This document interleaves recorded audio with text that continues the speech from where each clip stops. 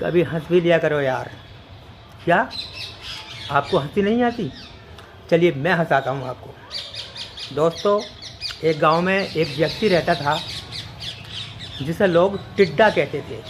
नाम तो उसका कुछ और था, लेकिन उसका लक़ब टिड्डा था।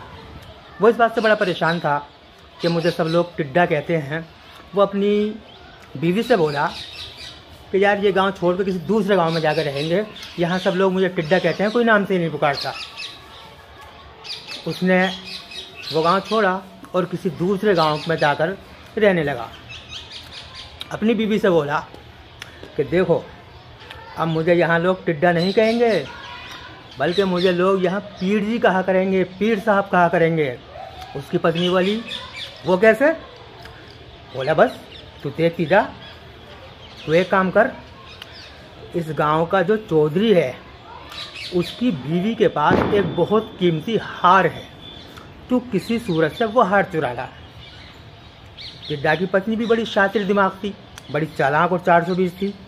उसने चौधरी की हवेली में आना जाना शुरू किया और किसी सूरत से वो उस गांव के चौधरी की बीवी का हार चुरा लाई और अपने शोहर को लाकर दे दिया टिड्डा को। अब वहाँ हवेली में हंगामा हो गया चौधरी की कि चौधरी की बीवी का हार चोरी हो गया, चौधरी की बीवी का हार चोरी हो गया। पूरे गांव में हंगामा।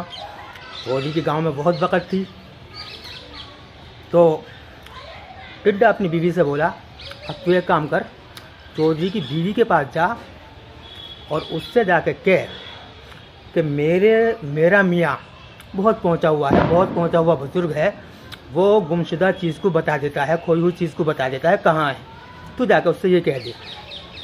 बोले ठीक है।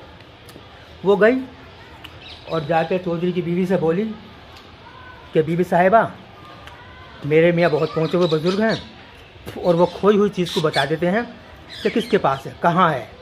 वो हर गुमशुदा चीज़ को अपनी फाल के ज़रिए, फाल निकाल कर, नामा निकाल के वो बता देते हैं कहाँ है।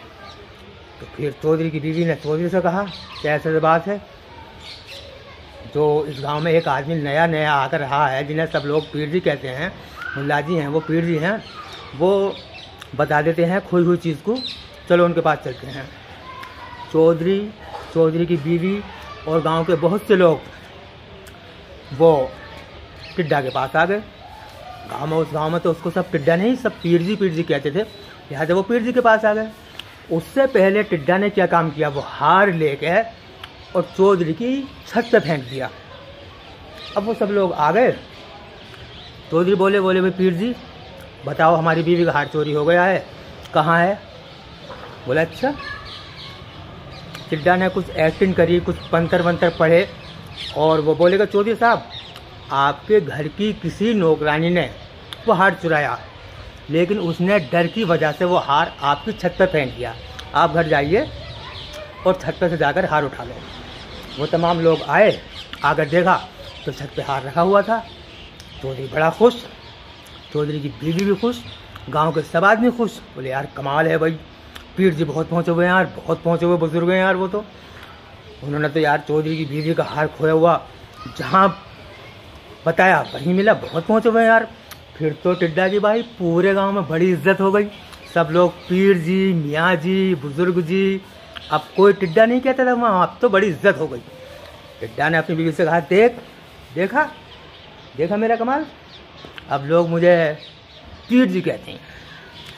सब गाँव में उसकी बहुत इज्जत हो गई। लेकिन चौधरी जो था उसे शक था, उसे यकीन नहीं हुआ। उसे लगा कि ये आदमी फ्रॉड है, 420 है, चालाक है। गांव वाले बोले कि चौधरी साहब बुजुर्गों की तौहीन नहीं करते हैं, पीर जी बहुत पहुँचे हुए बुजुर्ग हैं और आप उनकी तौहीन कर रहे हैं, ये बात अच्छी नहीं है, ये बात अल्लाह को बुरी लगेगी।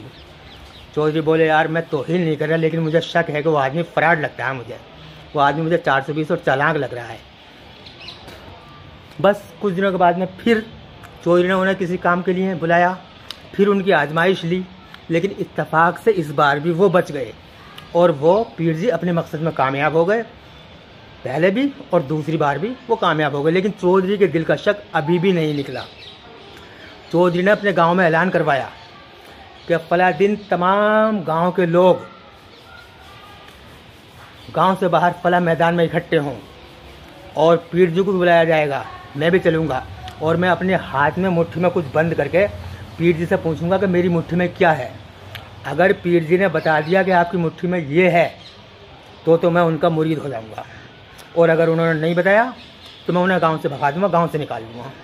लिहाजा जो टाइम रखा गया था उस टाइम पर तमाम गांव के लोग, चौधरी की फैमिली, पीर जी की बीवी, सब मैदान में इकट्ठे हो गए और चौधरी साहब भी चल दिए अपनी हवेली से मैदान में जाने के लिए। वो रास्ते में सोचते हुए जा रहे थे कि यार मैं अपनी मुट्ठी में क्या लूँ, क्या चीज़ ऐसी रखूँ जो मैं पीर जी से पूछूंगा मेरी मुट्ठी में क्या है। इत्तेफाक से वो जैसी पगडंडी पर जा रहे थे, यानी बटिया पर जा रहे थे, तो रास्ते में उन्हें एक टिड्डा दिखाई दिया।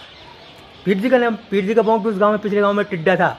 अब उन्हें वो टिड्डा, जो जंगल में कीड़ा होता है, जो चराई वगैरह में होता है टिड्डा, वो उन्हें नज़र पड़ा। बोले अरे यार इसको पकड़ लेता हूँ और इसको अपनी मुट्ठी में बंद करके पूछूंगा कि मेरी मुट्ठी में क्या है।